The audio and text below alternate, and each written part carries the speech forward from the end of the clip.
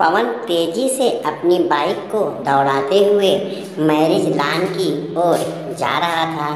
आज उसके दोस्त रमेश की शादी का रिसेप्शन था।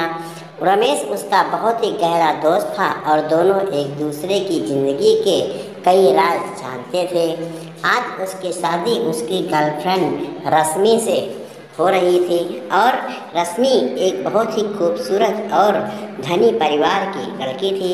रमेश भी अच्छे खानदान से था और नया नया इंजीनियरिंग के जॉब में अपॉइंट हुआ था। सो दोनों परिवार शादी से बहुत खुश थे। जब पवन रिसेप्शन में पहुंचा तो वहां ढेर सारे रिश्तेदार और दोस्त जमा थे। सभी रमेश और रश्मि को गिफ्ट और शुभकामनाएं दे रहे थे। रमेश भी सबसे हाथ मिलाकर उनका अभिवादन कर रहा था और रश्मि जो कि दुल्हन के गेटअप में थी वो सजी संवरी स्टेज पर बैठी थी। सचमुच वो किसी परी से कम नहीं लग रही थी। देवलोक की अप्सरा भी शायद उसके सौंदर्य के आगे फेल थी। पवन ने भी पहुंचकर रमेश को गिफ्ट दिया। दोनों दोस्त आपस में गले मिले। दोनों बहुत ही गहरे दोस्त थे, सो एक दूसरे की कई बातें जानते थे। रमेश रश्मि से शादी करके बहुत खुश था। धीरे धीरे फंक्शन समाप्त हो गया। रात के लगभग 11 बज चुके थे। अब केवल परिवार के ही लोग वहाँ बचे थे और रमेश के साथ बचा था उसका सबसे प्यारा दोस्त पवन। परिवार की लड़कियां आईं और रश्मि को अपने साथ रूम में लेकर चली गईं। अब केवल रमेश और पवन ही बाहर रह गए। पवन ने रमेश से कहा, यार शादी तो तुमने कर ली है, पर सुहागरात के दिन वाली शर्त तो तुम्हें याद है ना? पवन ने कुछ याद दिलाते हुए रमेश से कहा। रमेश ने कहा, हाँ यार, तुम्हारी मेमोरी तो काफ़ी ज़्यादा अच्छी है, पर मैं भी वादे से मुकरने वाला नहीं हूँ।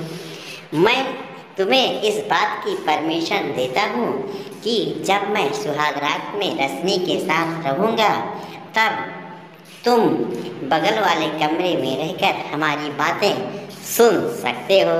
पवन ने कहा, वाह यार, तुमसे जैसा दोस्त तो कोई और हो ही नहीं सकता।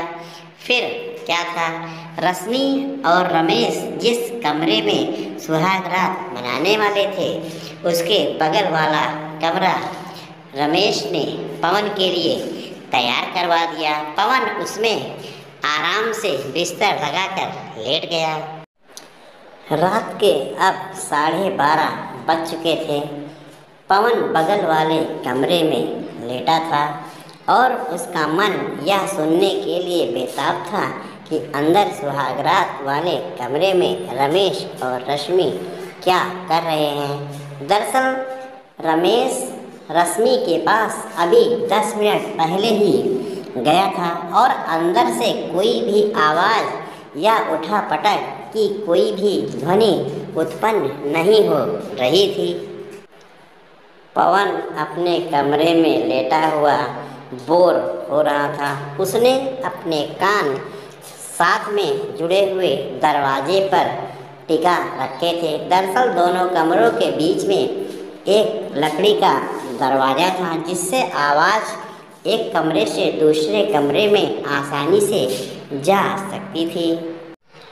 तभी अचानक पवन के कानों से रश्मि की आवाज़ टकराई। उसके कानों ने सुना। रश्मि कह रही थी, चलो सबसे पहले मेरी साड़ी उतारो। कुछ सेकंड ही बीते होंगे, फिर रश्मि की आवाज़ आई, अब ये पेटीकोट भी हटाओ। बस उसके बाद फिर रश्मि की आवाज़ आई, अब देख क्या रहे हो, मेरा ब्लाउज़ उतारो। अब तो पवन का दिमाग झटके लेने लगा था। ऐसी आवाज़ शायद वो जीवन में पहली बार सुन रहा था। वह कुछ रोमांचक ख्यालों में डूब गया। तभी रश्मि की एक कड़ाकेदार आवाज़ उसके कानों में पड़ी, हाँ तो डार्लिंग, अब इसके बाद ये ब्रा और पैंटी भी उतारो और ये सब ज्वेलरी जो सोने की है धीरे धीरे हटाओ, नहीं तो ये सब खराब हो जाएगी, टूट जाएगी। ऐसा रश्मि ने बड़े ही ठंडे अंदाज में कहा। पवन सोचने लगा कि रमेश कितना खुशनसीब है और उसे कितनी शानदार बीवी मिली है, यानी रश्मि बिल्कुल उसके लिए परफेक्ट है, जो खुद ही उसे अपने कपड़े हटाने को कह रही है। आम तौर से सुहागरात पर लड़कियां ऐसा व्यवहार तो करती नहीं हैं, खुद ही सिमटी सकुचाई बैठी रहती हैं। पवन सोचने लगा वह बिल्कुल ऐसी ही लड़की से शादी करेगा जैसी रश्मि है, इसी की तरह पूरी तरीके से खुले विचारों की, जिससे वो रमेश की तरह अपनी सुहागरात मना सके।